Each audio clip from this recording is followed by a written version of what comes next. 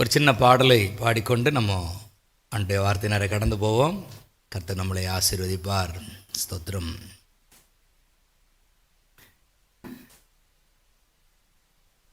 பாலைவனத்தில் வாழ்ந்த என்னை சோலைவனமாய் மாற்றின தேவன், பாலைவனத்தில் வாழ்ந்த என்னை சோலைவனமாய் மாற்றின தேவன், அது மாறாதது என்றும் குறையாதது, அது மாறாதது என்றும் குறையாதது. உயிரே உயிரே உயிரானிரே, தினமும் தினமும் நினைவானிரே. உயிரே உயிரே உயிரானிரே, தினமும் தினமும் நினைவானிரே. நீரின்றி வாழ்வில்லை, உம் நினைவென்றி மகிழ்வில்லையே. நீரின்றி வாழ்வில்லை, உம் நினைவென்றி மகிழ்வில்லையே.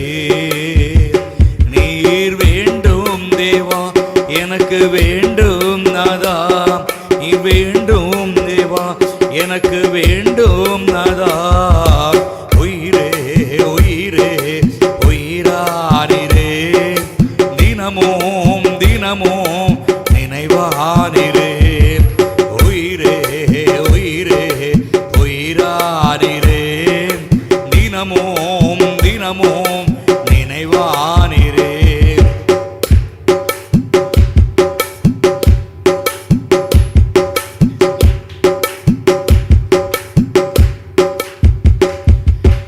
ஆற்றுக்கு அணை போடலாம், தேவ அன்புக்கு அணை இல்லையே. ஆற்றுக்கு அணை போடலாம், தேவ அன்புக்கு அணை இல்லையே. நீர் நல்லவரே, நீர் வல்லவரே, நீர் நல்லவரே, நீர் வல்லவரே. உயிரே உயிரே உயிரானிரே, தினமும் தினமும் நினைவானிரே.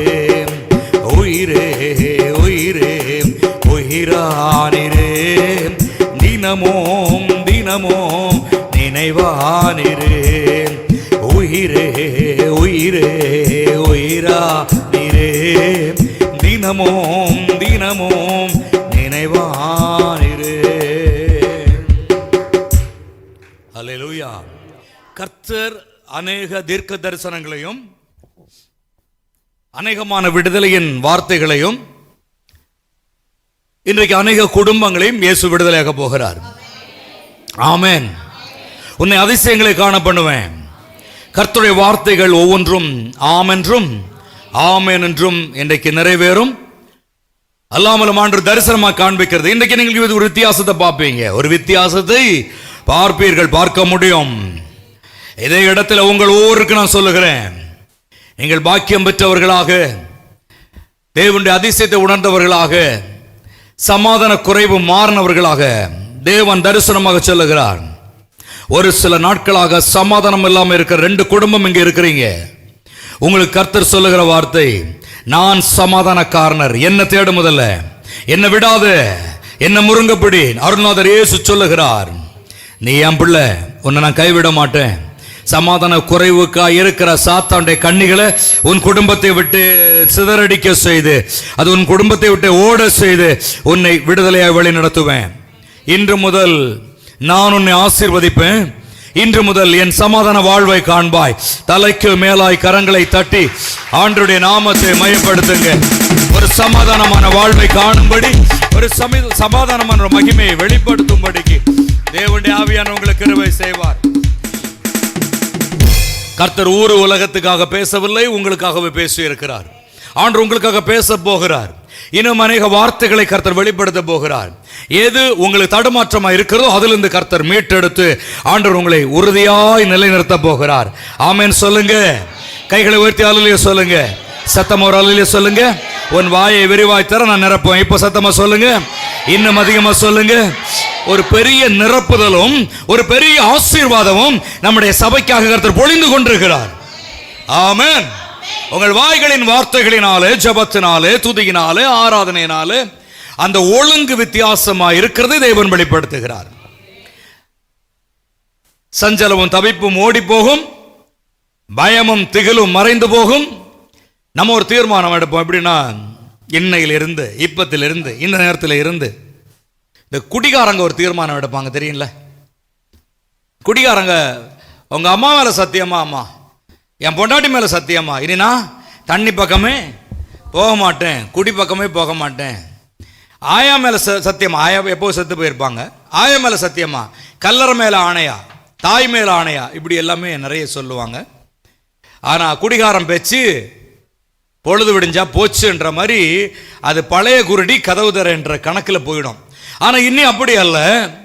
ஆண்டவரிடத்தில் ஒரு ஒப்புரவாகி, இது அவங்களா செய்கிற தீர்மானம். யாரா செய்கிற தீர்மானம்? மனுஷனாய் இல்லை குடிகாரர்களாய் எடுக்கிற தீர்மானம். மனுஷன் எல்லாரும் நல்லவங்க தான். இதோ ஒரு சூழ்நிலை தவறப்பட்டு அவர்கள் பாவத்தின் வழியில விழுந்து சிக்குண்டு ஒரு மாதிரியா இருக்கிறாங்க இல்லையா?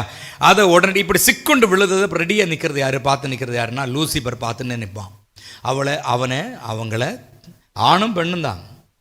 ஆம்பளை மட்டும்தான் குடிகாரன்னு நினைக்காதீங்க. ஆமாம், பொம்பளைங்களும் குடிக்கிறவங்க நிறைய பேர் இருக்கிறாங்க. ஒன்றும் வேண்டாம். நம்முடைய இந்த தெருவை சுற்றி வரும்பொழுது ஒரு பிள்ளை என்ன பண்ணும், ஒரு 28-30 வயசு பொம்பளை பிள்ளை தான் இருக்குன்னு நினைக்கிறேன். நான் வயசு அவ்வளோ தெரியல எனக்கு. ஒரு பிளாஸ்டிக் எல்லாம் பொருளை பொறுக்கிட்டு போவாங்கன்னு அன்னைக்கு பார்த்தா அங்கே விழுந்து கிடக்கிறா. என்னன்னு கேட்டேன்னா, இந்த பாப்பா இப்படி விழுந்து கிடக்குதுன்னு கேட்டால் போதையில் கிடக்குறான்னு. எனக்கு ஒரு மாதிரி ஆகிப்போச்சு. இந்த இது அடிக்கடி இந்த பொருள்களெல்லாம் பொறுக்கிட்டு போகிறா பார்க்குறேன் நான். ஆண்கள் மட்டுமல்ல, பெண்களும் குடிக்கும் போதைக்கும் அடிமையாக இருக்கிறாங்க. ஆனால் சத்தியம் பண்ணுவாங்க.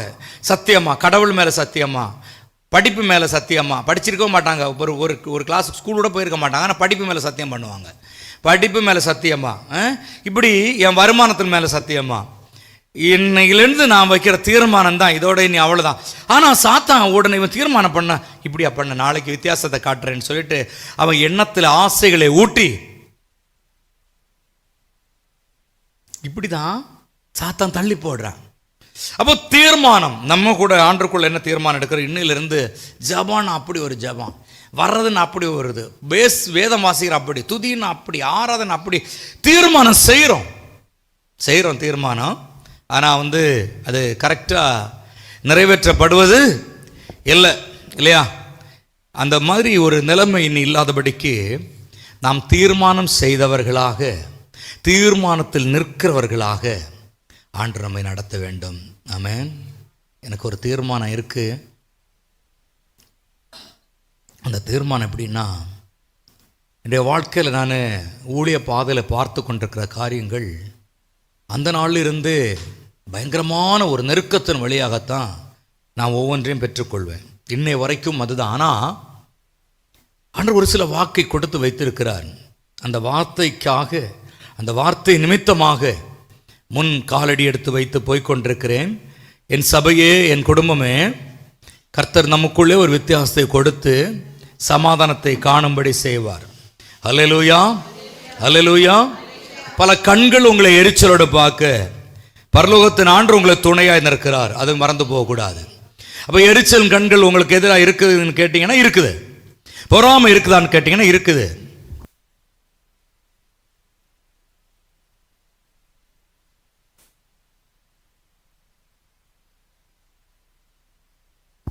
ஹல்லேலூயா. சரி, ஆக இன்னைக்கு இந்த ஓய்வு நாளில், இது என்ன மாதம்மா? ஜூலையா? அப்போது 7வது மாதமா? 7வது மாதம் இல்லையா? 7வது மாதத்தில் முதல் ஞாயிற்றுக்கிழமையில் வந்திருக்கிறோம். அப்படி தானே? இந்த முதல் ஞாயிற்றுக்கிழமையில் அப்பாவுக்கு உகந்ததாக நம்ம பேசணும். ஒருவரில் ஒருவர் அன்பாயிருந்து கிறிஸ்துவின் பிரமாணத்தை நிறைவேற்றணும். ஒருவர் பாரத்தை ஒருவர் சுமந்து கிறிஸ்துவின் பிரமாணத்தை நிறைவேற்றணும். இப்படியெல்லாம் இருக்குது. நீங்கள் ஒரு வழியாக இப்படி ஜெபித்து கொண்டிருக்கும் பொழுது இனி ஒரு வழியாக பிசாசானவன் அவ்வளவு ஒரு நெருக்கத்தை நமக்கு கொடுத்து கொண்டிருக்கிறான். இதிலிருந்து கர்த்தர் ஒரு பெரிய மாற்றத்தை கொடுப்பார். உங்கள் அழுகையும் உங்கள் கண்ணீரும் உங்கள் வேதனையும் ஏசப்பா மாற்றுவார். கர்த்தர் தீர்க்க தரிசனமாக இடைபடுவார். நமக்கு புது பலனை கர்த்தர் கொடுப்பார். ஆமென். லூக்காவுக்கு எழுதின புஸ்தகம் 7ஆம் அதிகாரம் அதனுடைய 12ஆம் வசனத்தை எடுத்து வேகமாக வாசிங்க. லூக்கா 7:12.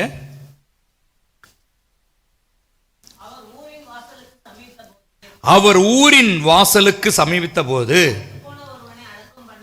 மரித்து போன ஒருவனை அடக்கம் பண்ணும்படி கொண்டு வந்தார்கள். அவன் தன் தாய்க்கு ஒரே மகனாயிருந்தான். அவளோ கைம்பெண்ணாயிருந்தாள்.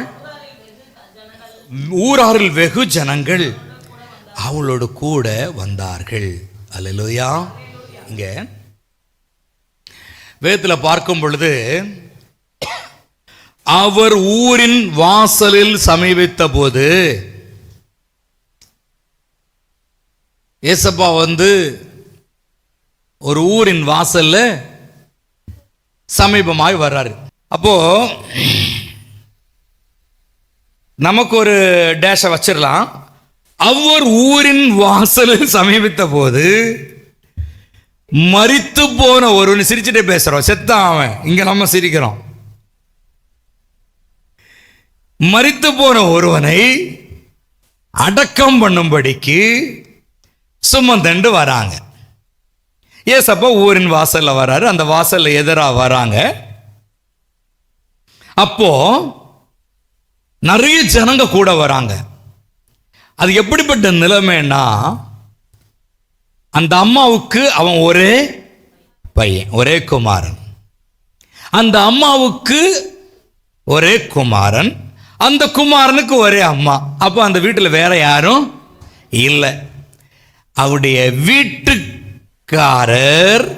அந்த அம்மாவுடைய வீட்டுக்காரர் இறந்துட்டாங்க. இன்னும் அந்த அவங்க வீட்டில் யாருமே இல்லை. இப்போ யார் மட்டும் இருக்கா? அந்த அம்மா மட்டும்தான் இருக்காங்க. ஒரு அல்லேலூயா சொல்லுங்க, அல்லேலூயா சொல்லுங்க. இப்போ அந்த அம்மாவுடைய மனநிலைமையை தான் நம்ம யோசிக்கிறோம், பார்க்கிறோம். அந்த அம்மாவுடைய மனநிலைமை, இனி எனக்கு யாரும் இல்லை, என்னை என்னன்னு கேட்கறதுக்கு யாரும் இல்லை, என்னை ஏன்னு கேட்கறதுக்கு யாரும் இல்லை, ஒரு நோயில படுத்தால் என்னை பார்க்கிறதுக்கு யாரும் இல்லை, எனக்கு ஒரு நல்ல கெட்ட காரியம் செய்வதற்கு யாரும் இல்லை, நான் தனிமையாக்கப்பட்டேன். ஆனால் அந்த தனிமையில தான் நீங்கள் ஒருவேளை யாராவது இதை மாதிரி நான் தனிமையில் இருக்கிறேன்னு யோசிச்சிங்கன்னா இந்த நேரத்தில் தான் ஆண்டவர் உங்களை மறக்காதபடி நேசிப்பார். தனிமையின் பாதையில் தகப்பனே உந்தோளில் சுமந்ததை நான் மறப்பேனோ, சுமந்ததை நான் மறப்பேனோ. தனிமையின் பாதையில் தகப்பனே உந்தோளில் சுமந்ததை நான் மறப்பேனோ, சுமந்ததை நான் மறப்பேனோ. எத்தனை அன்பு என்மேல், எத்தனை பாசம் என்மேல், எத்தனை அன்பு என்மேல், எத்தனை பாசம் என்மேல். இதற்கு ஈடு என்ன தருவேன் நான், இதற்கு ஈடு என்ன தருவேன் நான், இதற்கு ஈடு என்ன தருவேன் நான், இதற்கு ஈடு என்ன தருவேன் நான். தனிமையின் பாதையில் தகப்பனே உந்தோளில் சுமந்ததை நான் மறப்பேனோ, சுமந்ததை நான் மறப்பேனோ. தனிமையின் பாதையில் தகப்பனே உந்தோளில் சுமந்ததை நான் மறப்பேனோ, சுமந்ததை நான் மறப்பேனோ. ஹல்லேலூயா. நம்முடைய தனிமையில ஒருத்தர் நம்ம சுமப்பார். அதைத்தான் இந்த அம்மாவுக்கும் ஆண்டவர் செய்ய போகிற நேரம். தனிமை என்கிறதை ஆண்டவர் உணர்ந்தார். தனிமை என்கிறதை இந்த தாய் மட்டும் உணரல, இயேசு உணர்ந்தார். ஆமென், அல்லேலூயா. இந்த தனிமையின் பாதையில் ஒருவேளை நீங்கள் நானும் கடந்து வந்து கொண்டிருக்கிறோன்னா, அந்த நேரத்தில் தான் ஆண்டவர் நமக்கு எதிராக வருவார். தனிமையை தானே போகிறேன்னு நினச்சி இப்போ நான் வரேன் இல்லையா அப்படின்ற ஒரு நிறைவை வெளிப்படுத்துகிறார் ஆண்டவர். அது எப்படின்னா, லூக்கா 7:13 கர்த்தர் அவளை பார்த்து அவள் மேல் மனதுருகி அழாதே என்று சொல்லி, இங்க பாருங்க, நல்லா கவனிங்க. இப்போ தனிமையா வராங்க, மனசுல கவலை இருக்குது. என்ன கவலைன்னா, இன்னும் இதுக்கு மேல கவலை வர்றதுக்கு இல்லை, யாரும் இல்லாத ஒரு நேரம், எதுவும் இல்லாமல் ஒரு சூழ்நிலை. அப்போ அந்த அம்மாவுக்கு கவலைப்படாமல் இருக்க முடியுமா? முடியாது.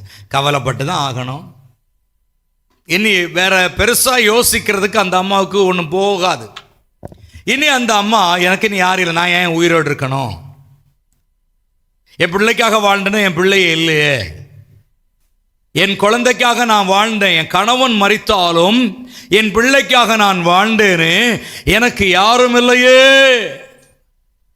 இனி நான் ஏன் வாழணும்? இன்னைக்கு நிறைய இடங்கள்ல நான் ஊழியங்களுக்கெல்லாம் போறதுனால அநேகருடைய அந்த மைண்ட் செட், மனதுடைய எண்ணங்கள், அந்த பாரம் என்னோட பேசுவாங்க. எனக்கும் சில தெரியும், இடத்துல சொல்லுவாங்க, இப்படிப்பட்ட ஒரு சூழ்நிலை நான் இருக்கிறேன், இனி நான் ஏன் இருக்கிறேன் ஐயா, இனி எதுக்கு நான் வாழ்றேன் ஐயா, நான் இருந்து என்ன பிரயோஜனம், இப்படின்னெல்லாம் நிறைய பேர் கேட்கறது உண்டு.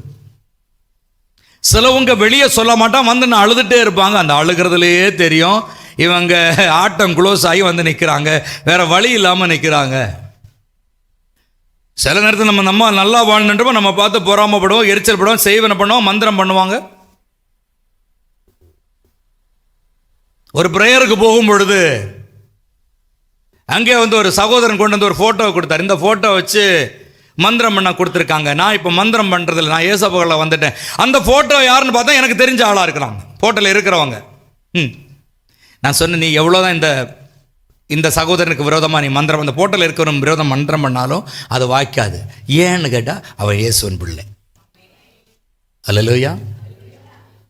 நம்ம பிளான் பண்ணி நம்முடைய ஃபோட்டோகளையோ ஜாதகங்களையோ சர்டிஃபிகேட்டையோ துணியையோ காலடி மண்ணையோ தலைமுடியை எடுத்து எதை பண்ண நினைத்தாலும் இவைகளை எல்லாம் அழித்து போடுகிற ஒரு தெய்வம் இயேசு கிறிஸ்து. அல்லேலூயா. அவர் இருக்கிறதுனால நம்ம அதை பற்றி யோசிக்கவும் கூடாது. அல்லேலூயா. கவலைப்படாதீங்க. இங்கே கர்த்தர் அவளை பார்த்து முதல்ல சொன்ன வார்த்தை அழாதே. அவள் மேல என்ன செய்யறாரு? ஒரு மனதுருக்கத்தை கொண்டு வர்றாரு. ஏசப்பா என்ன செய்யறாரு? மனதுருகிறாரு. எப்படி மனதுருகிதான் அவர் சொல்றாரு அழாது. நம்ம ஒருத்தன் கண்ணீரோடு வேதனையோடு ஜெபித்து கொண்டிருக்கும் பொழுது அவங்கள பார்த்து அழு அழு, உனக்கு இன்னும் வேணும், இதுக்கு மேலே வேணும், அழு அழுன்னு நான் சொல்லுவோம். என்ன சொல்லுவோம்? அழாதம்மா, கடவுள் இருக்கிறாருமா, நமக்கு ஒரு வழி நடக்கும்மா, தைரியமா இருமா, இப்படி தானே சொல்லுவோம். இப்படி சொல்றது யாரு? ஏசப்பாடு இப்படிலாம் சொல்ல முடியும். மற்றவங்களும் சொல்லுவாங்க புறம். இப்படி பொதுவாக மனிதர்கள் யாரா இருந்தாலும் வெளிப்படையாகத்தான் ஒரு வேளை எப்படி சொல்லுவாங்க, தவிர உள்ளுக்குள்ள எந்த அளவுக்கு உண்மையோடு இருக்கிறாங்கன்னு தெரியாது. அது யாருன்னா ஏசப்பா மட்டும்தான் உண்மையா இருக்கிறவர். ஆமென், அல்லேலூயா.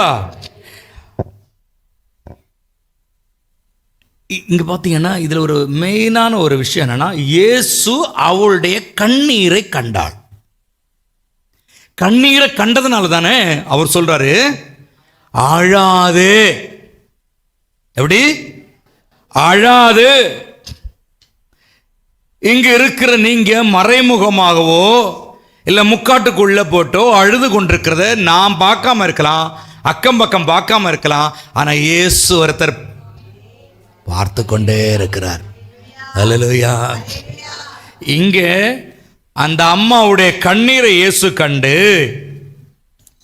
ஏசப்பா எப்படின்றவர் நம்முடைய கண்ணீரை காண்கிற தேவன். கண்ணீரை கண்ட தேவன் உன்னை கலங்காமல் காத்திடுவார். ஆ ஆ ஆ ஆ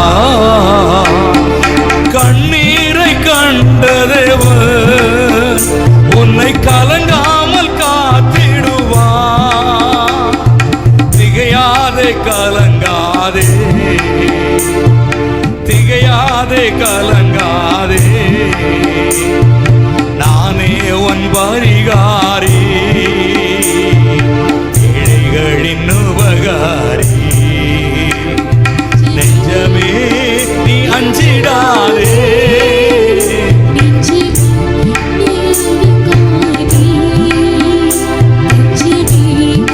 இயேசு உண்டே, துன்பங்களில் அஞ்சிடாதே, நீ அஞ்சிடாதே. கரங்களை தட்டிக்கொண்டு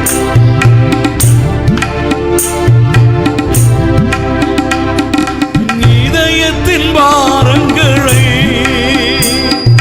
யாரிடம் செல்வேனையா?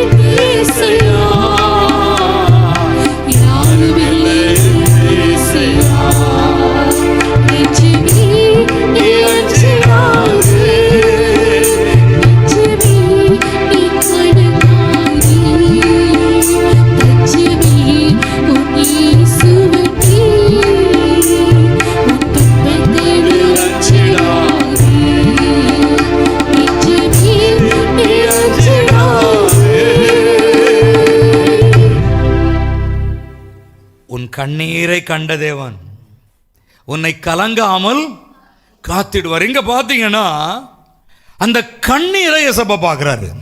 இந்த கைம்பொண்ணின் கண்ணீரை ஏசப்பா பார்த்து அழாதே என்று சொல்லி அடுத்த வசனத்தை பார்க்கும் பொழுது வேதம் சொல்லுது. இங்க பார்த்தீங்கன்னா இந்த கண்ணீரை குறித்து நிறைய காரியங்கள் சொல்லப்பட்டு, உடம்புல வலி வந்தா கண்ணீர் வரும், துக்கம் வந்தா கண்ணீர் வரும், ரொம்ப ஆனந்தம் வந்தாலும் கண்ணீர் வரும். இந்த கண்ணீர் எதுக்கு? எல்லாத்துக்குமே வரும். ஆனால் இந்த கசந்து வருது பாருங்க. அன்று சொன்னார், கண்ணீரோடு விதைக்கிறவன் கம்பீரத்தோடு அழுவா அறுப்பான்னு சொல்லிட்டு. வெளிப்படுத்தின விசேஷம் 5:5 சொல்லுகிறது, நீ அழ வேண்டாம். வெளிப்படுத்தின விசேஷத்தில் 5:5 என்ன சொல்லுது? நீ அழ வேண்டாம், நீ அழ வேண்டாம். மார்க் 5:39, லூக்கா 8:52 ஆகிய 2 வசனங்களும் சொல்லுகிறது, நீங்கள் அழாதிருங்கள். நீங்க என்ன செய்யாதிருங்க? அழாதிருங்கள். ஒரு தேற்றுகிற வார்த்தை அங்க வெளிப்படுகிறது. எசேக்கியேல் 24:16, எசேக்கியேல் 24:23 ஆகிய வசனங்கள்ல நீங்கள் புலம்பாமலும் அழாமலும் இருங்கள் என்று நமக்கு இந்த வார்த்தை மூலம் நீ அழாத என்கிறத உறுதிப்படுது. இந்த வார்த்தை என்ன செய்யுது? உறுதிப்படுத்துது. தேவனாய் கர்த்தர் சொல்றாரு, நான் உன்னை அழாது இருக்கும்படிக்கு, உன் கண்ணீரை துடைக்கும்படிக்கு நான் வந்திருக்கிறேன். நீ அழுத நான் பொறுப்பு கிடையாது. அழாதிருங்கள். சிலவங்க அழுகையோடு சேர்ந்து புலம்புவாங்க. ரோட்டில் சில நேரங்களில் நம்ம பார்ப்போம் இல்லையா, தன்னைத்தானே புலம்பிட்டு போவோம், கையால் நடத்து இப்படி ஆக்ஷன் பண்ணிட்டு போவாங்க. சிலவங்க அப்படி யோசிப்பாங்க, சரி இப்படி போவாங்க. இது புலம்புறது, தன்னைத்தானே புலம்புவாங்க. அது அவங்களுடைய பிரச்சனைகள், அவங்களுடைய போராட்டங்கள். இதை தான் ஆண்டவர் சொல்ற, புலம்பாமல் இருங்க, அழாத இருங்க. உன் கண்ணீரை நான் கண்டிருக்கிறேன். உன்னை கலங்காம காக்கிறது என்னுடைய கடமை, நான் காத்துக்கொள்ளுவேன். இங்க கீழே பார்க்கும் பொழுது லூக்கா 7:14 கிட்ட வந்து பாடையை தொட்டு, இங்க பாருங்க ஏசப்பா என்ன செய்தாரு, கிட்ட வந்து பாடையை தொட்டார். எல்லாரும் நினச்சிருப்பாங்க இவரும் கூட கொஞ்சம் சப்போர்ட் பண்ணி தூக்குறதுக்கு வந்திருக்கார் போல அப்படின்னு நினச்சிருப்பாங்க. ஆனால் ஆண்டவர் தொடுகிற விதம் வித்தியாசமானது இல்லையா? ஏசப்பா தொட்டாலே அற்புதம் நடக்கும். அவர் நம்ம தொட்டாலும் அற்புதம் நடக்கும், அவர் நம்ம தொட்டாலும் அற்புதம் நடக்கும். இதை வந்து யாரும் மாற்றம் இல்லாத பார்த்துக்கோங்க. அவர் வந்து நம்ம தொட்டாலும் அற்புதம் நடக்கும், நாம் போய் அவரை தொட்டாலும் அற்புதம் நடக்கும். எத்தனை பேர் நம்புறீங்க? ஹல்லேலூயா. அவர் நம்ம தொடணும், இல்லைன்னா நம்ம அவரை தொடணும். இன்னைக்கு நம்ம அவரை தொட வந்திருக்கோம், அவர் நம்மை தொடுவார், சந்தேகம் இல்லை. இங்கே கிட்ட வந்து பாடையை தொட்டார், அதை சுமந்தவர்கள் நின்றார்கள். ஏன்னா சுமக்கிறவங்களுக்கு தெரியும் தொடுறது இயேசு கிறிஸ்து. ஒருவேளை கடைசி கர்மம் ஏதாவது கழிக்க போறாரு, நிற்கலான்னு நின்ட்டாங்களான்னு தெரியாது. இல்லை ஜெபம் பண்ணி இவன் பத்திரமாய் கல்லறைக்குள் இறங்குவானாக, நித்திரைக்குள் பிரவேசிப்பானாக என்று சொல்லுவாங்களான்னு நினைச்சாங்கன்னு தெரியாது. ஆனால் சுமந்தவர்கள் ஆக மொத்தம் நின்றார்கள். ஆனால் வசனம் சொல்லுது அவர் சொல்ல ஆகும், கட்டளையிட நிற்கும். அவர் வரும் பொழுது கட்டளையிட்டு இருப்பார், சுமந்தவங்களை நில்லுங்கன்னு சொல்லியிருப்பாரு. இந்த வசனத்தை நம்ம எடுத்து பார்க்கணும். சொல்ல ஆகும், கட்டளையிட நிற்கும். அப்ப ஆண்டவர் சொன்ன உடனே சுமந்தவர்கள் என்ன செஞ்சிருப்பாங்க? நின்றுப்பாங்க. அவ்வளவுதான். வரும்பொழுது நில்லுங்கடான்னா அவ்வளவுதான். கடலை பார்த்து என்ன சொன்னாரு, காற்றை பார்த்து என்ன சொன்னாரு? அமைதலாயிரு, இறையாதுன்னாரு. அவர் சொல்லுது ஆயிடுச்சு இல்ல, கடல் சாந்தமாச்சு இல்ல, அலைகள் ஓஞ்சது இல்ல, காற்று நின்றுச்சு இல்ல, எல்லா ஆண்டுடைய சித்தம் அவர் சொன்னாதான். இன்னைக்கு நல்லா படுத்து தூங்குறீங்க. எத்தனை பேர் தூக்கத்திலேயே நாடம் பாசையில் சொல்றேன் மண்டையை போட்டிருக்காங்க? ஆமாவா இல்லையா? தூக்கத்தில் எத்தனை பேர் சொல்லியிருக்காங்க நல்லா தூங்கினாருங்க, காலைல எழுப்புனேன் மட்டையா கிடக்கிறாரு. சிரிக்கிறீங்க? ஆமாம் உண்மைதானங்க. நல்லா தான் படுத்துட்டு தூங்கினாரு, காலில் எழுப்ப போகிறோம், டீ கொண்டு போகிறோம், ஒரு சத்தம் காணோம், தட்டி பார்த்தோம், அப்போ தான் ஐயோ போயிட்டாரே. அந்த மாதிரி இல்லை, இது மாதிரி நான் ஒன்று சொல்கிறேன். இந்த ராத்திரி வந்து காலில் எழும்புறது பெரிய பாக்கி. நிறைய பேர் ஜெபம் பண்ணும்போது ஜெபம் பண்ணிட்டு படுப்பாங்க, ஆண்டவர் இந்த பொழுது எனக்கு இனிதாக்கி காலை பொழுதை காணும்படி செய்யும் ஆண்டவர். ஜெபம் பண்ணுறீங்கல்ல? ஆமாவா இல்லையா? நான் நிறைய வாட்டி இதை மாதிரிலாம் ஜெபிக்கிறது உண்டு. ஆண்டவரே தூக்கத்தில் எதுவும் வெடி தீந்துடக்கூடாது, ஆண்டவரே தூக்கத்தில் என்ன கூப்பிட்றாதீங்க. அதனால் ஆண்டவரே நீங்கள் என்ன பண்ணுங்க, இரவையும் காண செய்த தேவன் அடுத்த நாள் பகலையும் காண செய்யுங்க. ஒவ்வொரு நாள் இப்படி மாற்றி மாற்றி நம்முடைய ஜெபம் ரொட்டீனா வந்து கொண்டிருக்கு. இப்படி ஜெபிக்கணும் நம்ம. என்ன ஆயுசு நாட்களை பெருக்க பண்ணுங்க ஆண்டவர். சாத்தான் வான்னுவான், நான் போகக்கூடாது ஆண்டவர். நான் என்ன ஏசப்பாக்கு நேராக தான் போவேன், பரலோகத்து நேராக போவேன் அப்படின்னெல்லாம் நம்ம ஜெபிக்கணும். ஒரு பிசாசை வைத்து ஒருத்தன் சொன்னானா, ஒரு பிசாசு மந்திரம் செய்தானா, ஏய் பிசாசே நீ அவள் உயிரை எடுத்து கொண்டு வா, அவள் முகத்தை வீங்கும்படி செய், கண்ணை செயலிழந்து போக செய், கிட்னியை செயலிழந்து போக செய். இப்படி அந்த பிசாசோட பேசி பேசி அனுப்புவானா. ஒரு கால் விழுந்து போக செய், கை கால் வீக்கமாக. இந்த சபையில் அப்படி தான் ஒரு பிள்ளைக்கு அப்படி நடந்துச்சு போயிடல. அப்படி ஒரு மந்திரம் பண்ணுறதுக்கு போய் பண்ணி அது ஒரு சாட்சியோட இப்போ கூட இருக்கிறாங்க. இன்றைக்கி நடந்த இந்த மாதத்தில் நடந்த சம்பவம் பார்த்தா, அந்த மந்திர இடத்துல போகிறது அந்த அவங்களுக்கு பார்த்தானா இவங்களை தெரிஞ்சவங்களை அவங்களே சொல்லிட்டாங்க, ஏம்மா இப்படியெல்லாம் கொண்டு வந்திருக்காங்க, அதுவும் உங்கள் ஃபேமிலியால் வந்திருக்கான்னு அநியாயமாக இருக்குது. வெளியாளெல்லாம் அவங்களுக்கு மந்திரம் செய்ய மாட்டாங்க, வெளியாளெலாம் உங்களுக்கு எதிரி இல்லை. அப்பா சொன்னார், உன் வீட்டாரே உனக்கு ரொம்ப ஜாக்கிரதையாக இருங்க. அதனால் வந்து வெளியே இருந்தெல்லாம் வந்து புதுசாக வந்து உங்களை தலையை வெட்டி எடுக்க யாரும் வர மாட்டாங்க, உள்ளே இருந்தால் நம்ம தலையை உருட்டுவாங்க. அதனால் எல்லாமே நம்ம ஜெபத்தோடு இருப்போம். அந்த எண்ணங்களை மாற்றணும். நீங்கள் ஜெபம் பண்ணிட்டு படுக்கிறதெல்லாம் சரிதான், ராத்திரி என்னை இனிதாக்கி இனித தூக்கமாக்கி. சிலவங்க ராத்திரி பயந்துட்டே படுப்பாங்க, காலைல எழும்போன்னு தெரியும், அவங்களுக்கு தூக்கமே வராது. தூங்கு நான் போயிடுவோணுன்னு சொல்லுங்க நினைப்பாங்க. அப்படியெல்லாம் நம்ம நினைக்கக்கூடாது. நான் தூங்குவேன், எழும்புவேன், எழும்பி ஆண்டவர் ஸ்தோத்திரம் பண்ணுவேன்.